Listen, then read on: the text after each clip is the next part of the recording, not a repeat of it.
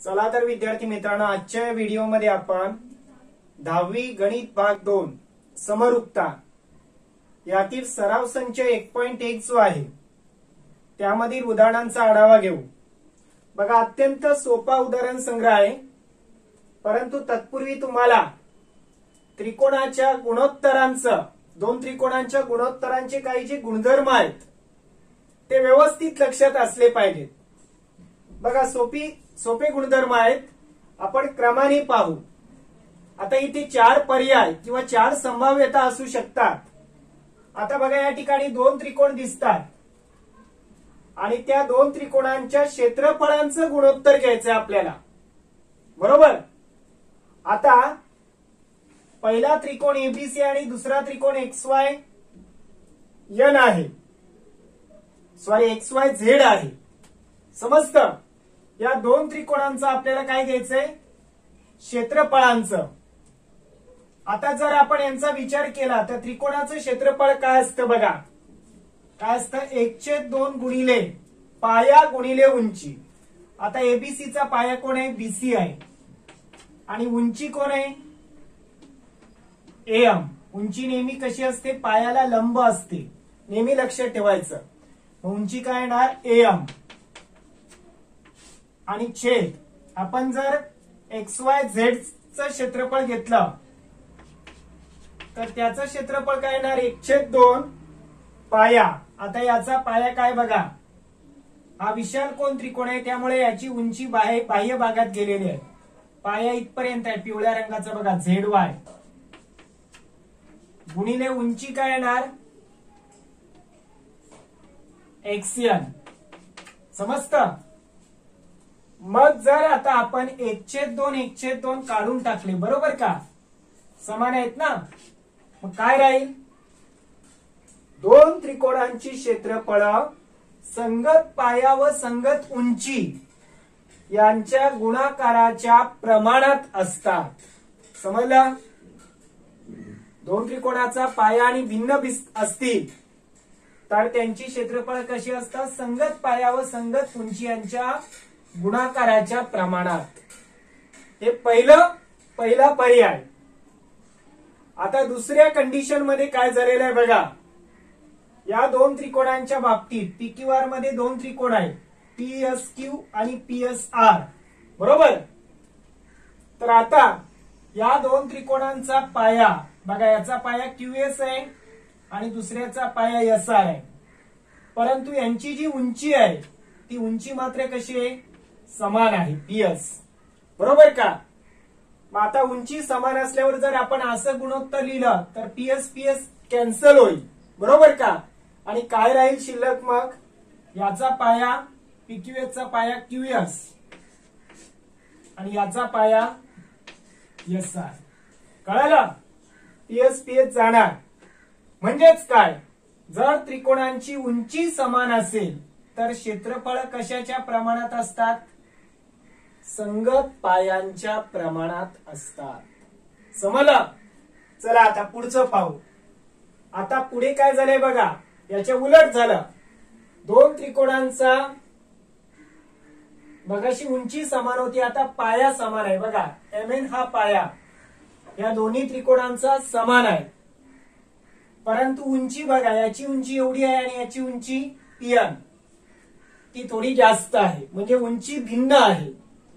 मग आता जर आपण तसं गुणोत्तर घेतलं तर MN पाया दोन्हीकडे येणार, बरोबर, आणि तो कॅन्सल होईल, आणि मग काय शिल्लक राहील, LMN ची उंची काय येणार, LN, आणि यांची उंची काय येणार, MPN ची PN। म्हणजेच काय, पाया समान असेल तर क्षेत्रफळ संगत उंचीच्या प्रमाणात असतात, समजलं। आता पुढच्या पर्यायात पाया आणि उंची दोन्ही समान म्हटलेलं आहे, बरोबर। आता इथे पाया आणि उंची समान काय, बघा कारण पाया BC आहे, ABCचा पण पाया आणि दुसरा DBC या दोघांचा पाया BC कसा आहे, समान आहे, कॉमन आहे, बरोबर। मग आता क्षेत्रफळ घेताना पाया पाया दोन्हीकडे बीसी बीसी येणार आणि उंची काय येणार बघा. आता उंची यांची बघा, यांची उंची इथे असेल आणि याची उंची इथे असेल. आता तुम्ही म्हणाल्या दोन्ही उंची वेगवेगळ्या आहेत का, तर नाही. का, कारण या दोन रेषा समांतर आहेत आणि समांतर रेषामध्ये जे लंबांतर असतं ते कधीच बदलत नाही. ते जर बदललं तर या रेषा समांतर राहणार नाहीत, बरोबर. मग अशा वेळेला उंची एच पण समान येणार. मग आता मला सांगा, बीसी बीसी पण केलं आणि एच पण गेलं तर काय राहील गुणोत्तर, यांचं एकास एक राहील. म्हणजेच काय, थोडक्यात एक, बरोबर. मग जर आता तुम्ही एबीसी ची किंमत काढायची झाली, एरिया ऑफ त्रिकोण एबीसी, तर हा जो बीसीडी आहे तो 1 ला गुणिले होईल आणि मग काय राहील, 1 गुणिले बीसीडी म्हणजेच काय, एरिया ऑफ त्रिकोण बीसीडी. म्हणजेच काय म्हणू शकतो आपण की जर दोन्ही त्रिकोणांचा पाया आणि उंची समान असेल तर त्यांची क्षेत्रफळ सुद्धा समान असतात. समजलं. म्हणजे अशा प्रकारे 4 गुणधर्म आहेत आणि हे तुमच्या लक्षात आलेच असतील. आता पुढचे प्रश्न अत्यंत सोपे आहेत, ते कसे सोडवायचे ते आपण पाहूया. बघा, तर पहिला प्रश्न आहे, एका त्रिकोणाचा पाया 9 सेमी आणि उंची 5 सेमी आहे. दुसऱ्या त्रिकोणाचा पाया 10 सेमी आणि उंची 6 सेमी आहे. तर त्रिकोणांच्या क्षेत्रफळांचे गुणोत्तर काढा. आता या ठिकाणी आपल्याला त्रिकोणांचा पाया आणि उंची दिलेले आहे, मग ते त्रिकोण आपल्याला मानावे लागतील. समजतं. आता काय म्हणू आपण, समजा पहिला त्रिकोण डेल्टा 1, या त्रिकोणाचा पाया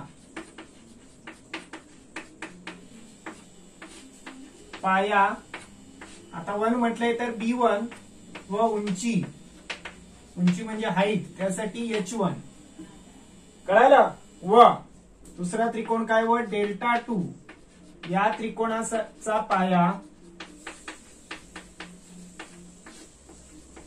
म्हणजे बेस 2 B2 व उंची H2 आहे. कळालं. आता पाया आणि उंची आपण मानलेली आहे. आता या ठिकाणी 2 त्रिकोणांचा पाया आणि उंची दिल्यास त्यांची क्षेत्रफळ संगत पाया आणि उंची यांच्या गुणाकाराच्या गुणोत्तरा एवढं असतं, क्षेत्रफळांचं गुणोत्तर. मग इथे काय म्हणायचं, 2 त्रिकोणांच्या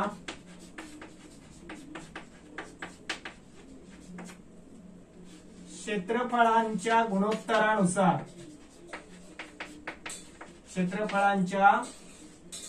गुणोत्तरानुसार किंवा गुणोत्तर सूत्रानुसार, बरोबर. काय म्हणता येईल, काय सूत्र आहे गुणोत्तरांचं, की एरिया म्हणजे काय, क्षेत्रफळ. एरिया ऑफ ट्रायंगल 1 किंवा डेल्टा 1 इक्वल टू काय येणार, मग याचा पाया आणि उंची यांचा गुणाकार, संगत पाया आणि उंची यांच्या गुणाकाराच्या प्रमाणात ना. याचा पाया काय घेणार, B1 गुणिले H1 छेदाला याचा एरिया ऑफ डेल्टा 2 किंवा ट्रायंगल 2. आता इथे बरोबर टाकायची गरज नाही, आपण गुणोत्तर मांडणार आहोत. समजतं. म्हणजे इथे बरोबर येणार, मग काय येणार, B2 गुणिले H2. समजलं. बघा, क्षेत्रफळ कशाच्या प्रमाणात, संगत पाया आणि उंची यांच्या गुणाकाराच्या प्रमाणात. मग आता बघूया आपण B1 किती आहे बघा.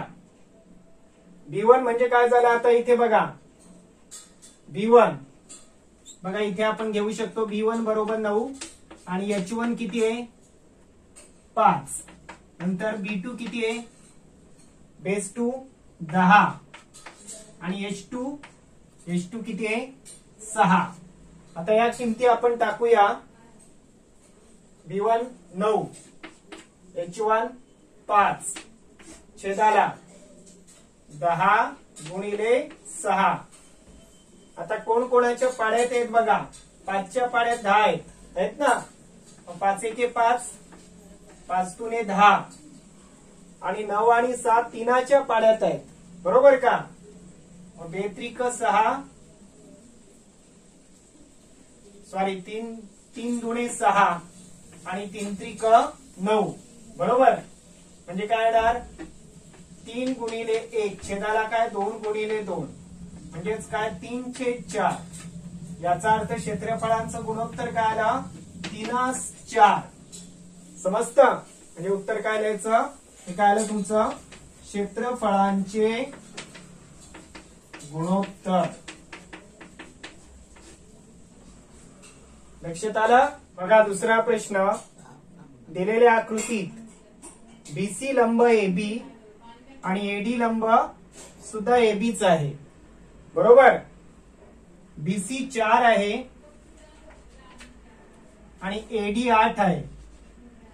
तर एरिया ऑफ त्रिकोण एबीसी छेद एरिया ऑफ त्रिकोण एडीबी आपल्याला काढायचंय. आता या ठिकाणी जर तुम्ही लक्षात घेतलं की पायाला लंब असलेल्या बाजू म्हणजेच काय असतात? उंची. ही काय उंची? इथे पण उंची आहे. आणि हा जो एबी पाया आहे तो दोघांचा सामायिक पाया आहे. कळालं? एकाच पायावर 2 त्रिकोण आहेत. म्हणजेच काय? येथे त्रिकोण ए बी सी व त्रिकोण ए बी डी यांचा कोणता पाया? एबी हा सामायिक पाया आहे.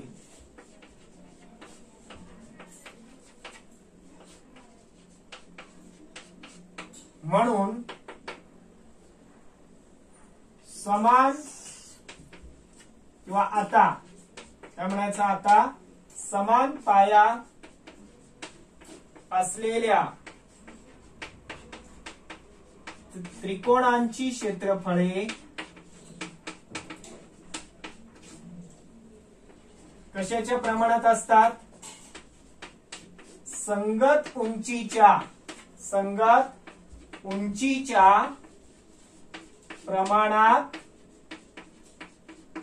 असतात. समजलं का? पाया समान आहे म्हणून क्षेत्रफळ संगत उंचीच्या प्रमाणात असतील. मग क्षेत्रफळ घेऊया आपण. एरिया ऑफ त्रिकोण ए बी सी छेदाला एरिया ऑफ त्रिकोण ए बी डी. समजतं? बरोबर. काय येणार मग आता? बघा एबीसी ची उंची काय? बीसी आहे आणि याची उंची काय? एडीबी ची एडी. आता यांच्या किमती टाकूया आपण. बघा बीसी किती आहे? 4 आणि एडी 8 आहे. आता 4 एके 4, 4 दुनी 8, बरोबर? म्हणजेच काय? एबीसी छेद एबीडी काय येणार? 1/2. बघा तिसरा प्रश्न. आकृतीमध्ये पीएस लंब रेख आरक्यू. बघा हा पीएस लंब आहे कोणाला? आरक्यूला. त्याचप्रमाणे क्यूटी लंब पीआर. म्हणजे थोडक्यात लंब असलेले ज्या बाजू असतात त्या उंची असतात, बरोबर का? आपल्याला इथे काय काय दिलेलं आहे बघा. आरक्यू किती आहे? आरक्यू 6 आहे. पीएस पण 6 आहे. पीआर टोटल पीआर किती आहे? 12, बरोबर? तर आपल्याला क्यूटी काढायची. येते का लक्षात? म्हणजे आपल्याला आरक्यू जर पाया मानला तर पीएस उंची माहित आहे, बरोबर? त्रिकोण पीक्यूआर साठीच. आणि याच त्रिकोणासाठी जर तुम्ही पीआर पाया मानला तर उंची क्यूटी ती आपण काढू शकतो. त्यासाठी एकाच त्रिकोणासाठी वेगवेगळा पाया आणि वेगवेगळ्या उंची दिलेल्या आहेत.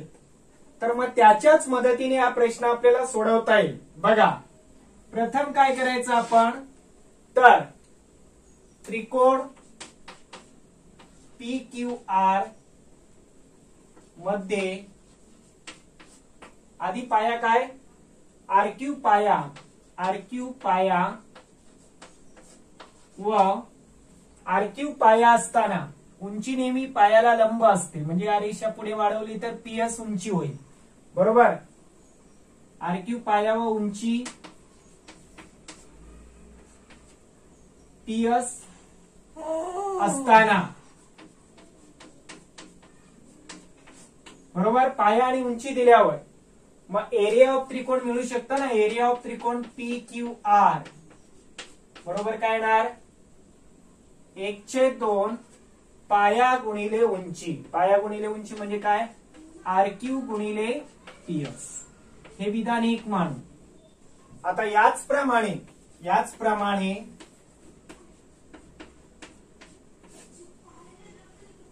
काय येणार, त्रिकोण PQR मध्ये आता बघा, पाया PR व उंची TQ असताना किंवा TQ घेतल्यास, बरोबर का, मग काय येणार, तर आता क्षेत्रफळ काय येणार, एरिया ऑफ त्रिकोण PQR बरोबर क्षेत्रफळाचं सूत्र काय, परत 1/2, परंतु पाया किती आहे आता PR आणि उंची काय तुमची TQ आहे. विधान 2. आता विधान 1 आणि 2 मध्ये जर पाहिलं तर डावीकडच्या बाजू जे आहे ते एकाच त्रिकोणाचं क्षेत्रफळ आहे, म्हणजे डाव्या बाजू समान आहेत, तर उजवीकडच्या किमती सुद्धा समान असतील. मग काय म्हणू शकतो, 1 व 2 वरून काय घेता येईल आपल्याला, काय घेता येईल, 1/2 आर क्यूब गुणिले PS समजतं, बरोबर इकडे काय येणार, 1/2 PR गुणिले TQ.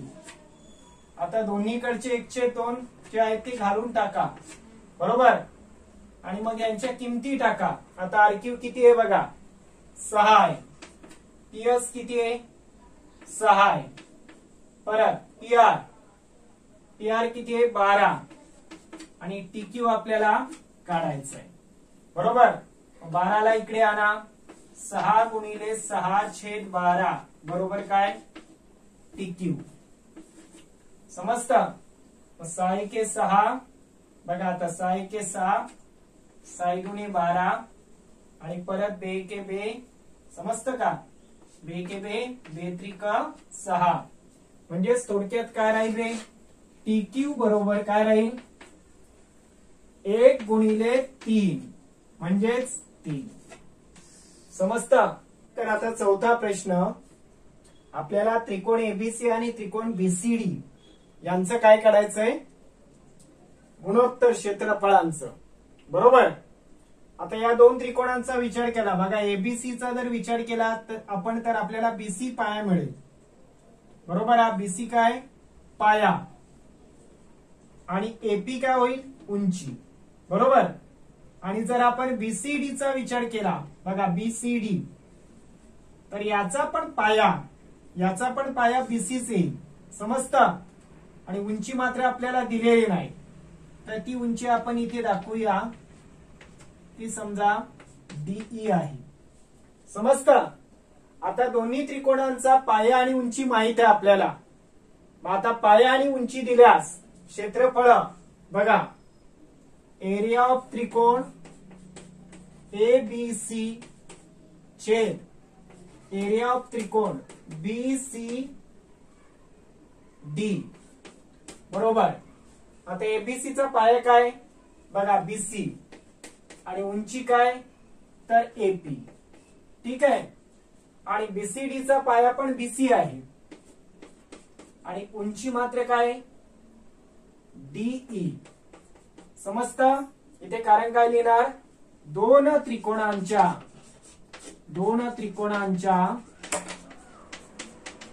क्षेत्रफळांचे